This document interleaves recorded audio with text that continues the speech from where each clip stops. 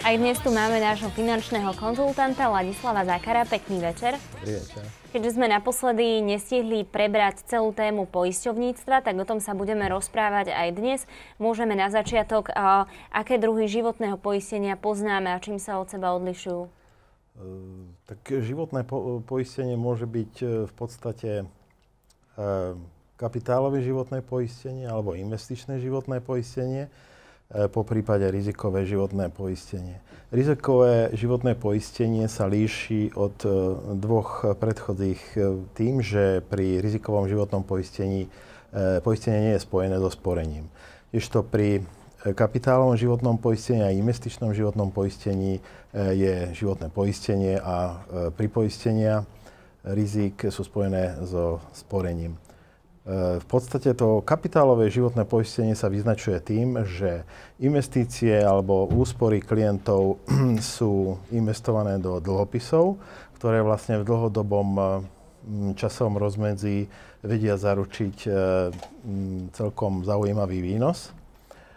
Ale klient na konci tej poistnej doby dostane vlastne dopredu určenú sumu. Nezávisí to od toho, ako sa poisťovni darí v investíciách do dlhopisov, ale záleží to vždycky od zmluvne dohodnutej sumy s klientom.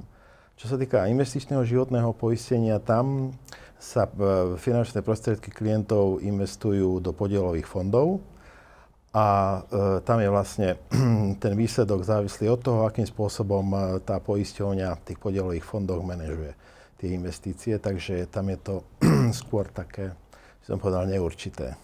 Okrem toho životného, o ktorom ste teda rozprávali, existuje aj neživotné poistenie. O tom sa budeme rozprávať o chvíľočku.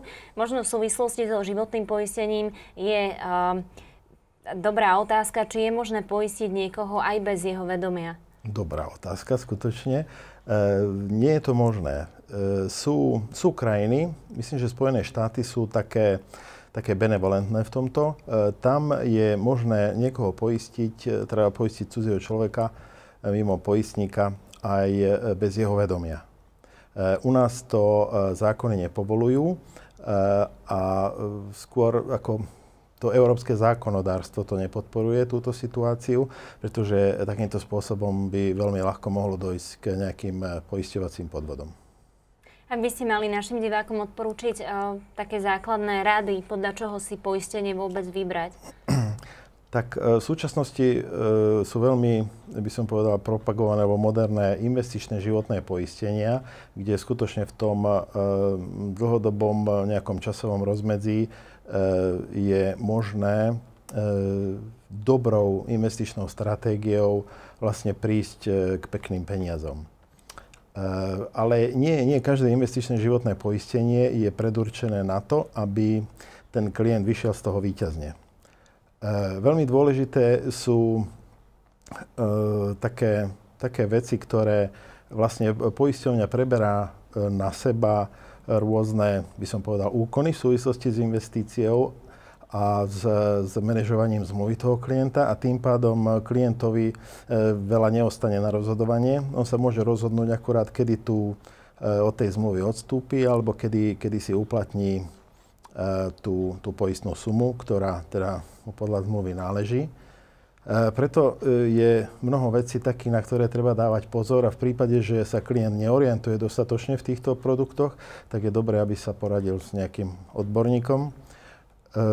Veľmi dôležité je napríklad to, že klient musí mať možnosť na jednu zmluvu poistiť viacerých poistených. To znamená, v prípade, že je hlava rodiny poistníkom na poistnej zmluve a do rodiny pribudne nejaký prírastok, nejaké dieťa, tak aby mal možnosť na svoju vlastnú zmluvu toto dieťa pripoistiť.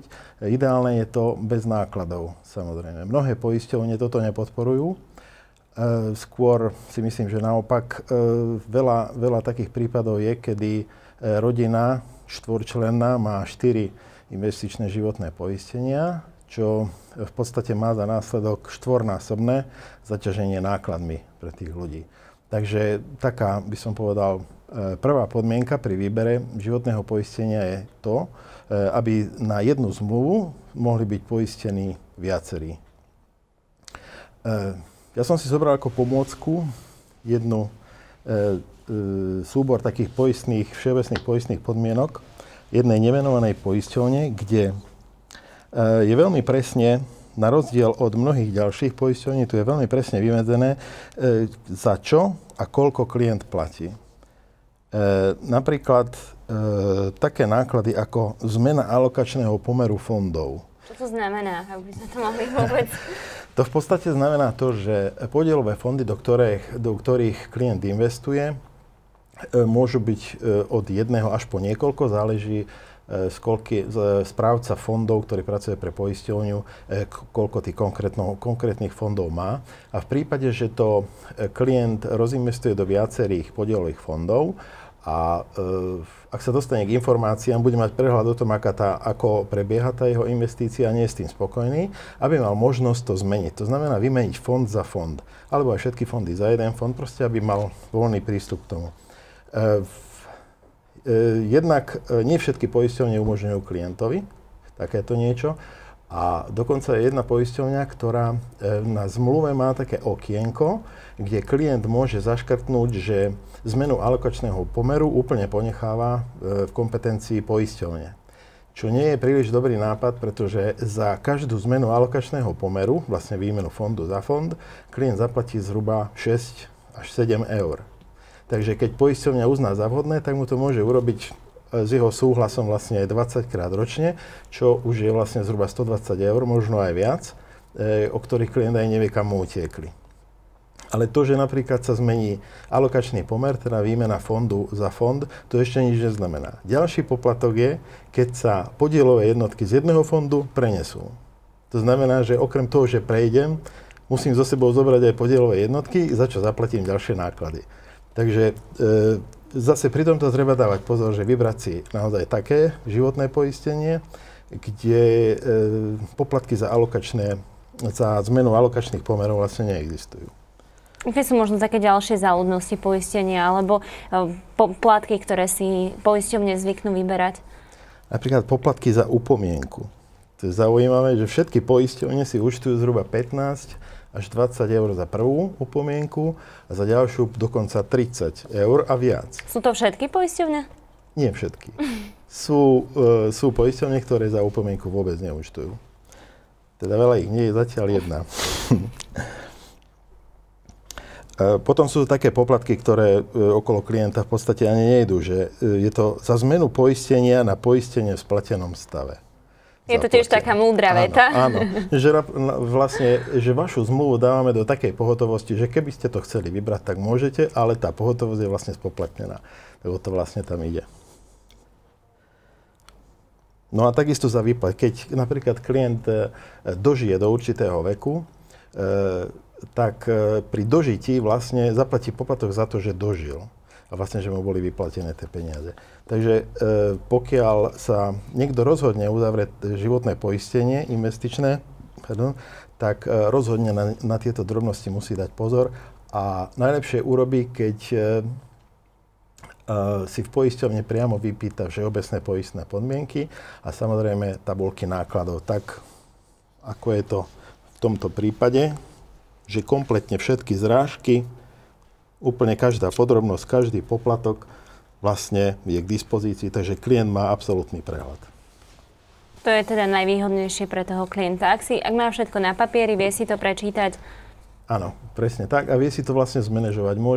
Môže si vybrať položky, ktoré sú beznákladové a takisto si môže vybrať parametre tej zmluvy alebo tie, ktoré sú za určité zrážky. V poistení teda existuje aj ďalšia múdra veta, ktorá sa volá výluka poistenia. Čo to vôbec znamená? V akých prípadoch k nej môže dôjsť? Výluky sú v podstate v každej jednej poistnej zmluve a tými výlukami sa vlastne poisťovňa bráni voči takým neočakávaným veciam, na ktoré poistenie nie je určené. Je to napríklad poistná udalosť, ktorá sa udeje počas vojnového stavu napríklad, alebo môže tam ísť aj o prípad, kedy poistený si spôsobí nejaký úraz napríklad pod vplyvom alkoholu. Väčšina poisťovní takéto výluky v poistnej zmluve má a vlastne týmto sa bráni proti tomu, aby si človek vlastne aby nešiel v ústrety tomu riziku, na ktoré je poistený. Verím, že sme našim divákom poskytli také základné informácie aspoň o životnom poistení. Samozrejme môžeme avizovať aj to, že na vašu stránku už napísali niektorí diváci, ktorých zaujíma niečo z oblasti financií, financovania. Môžeme teda spomenúť, ak vás niečo zaujíma v tejto oblasti, stále môžete písať s tým, že na budúci pondelok sa o vašich otázkach budeme rozprávať práve počas živého vysielania. Takže www.lacozakar.sk Pokojne môžete písať na túto webovú stránku a naozaj už na budúci pondelok sa budeme rozprávať práve o vašich otázkach. Tak ja vám veľmi pekne ďakujem za rozhovor. A ja ďakujem.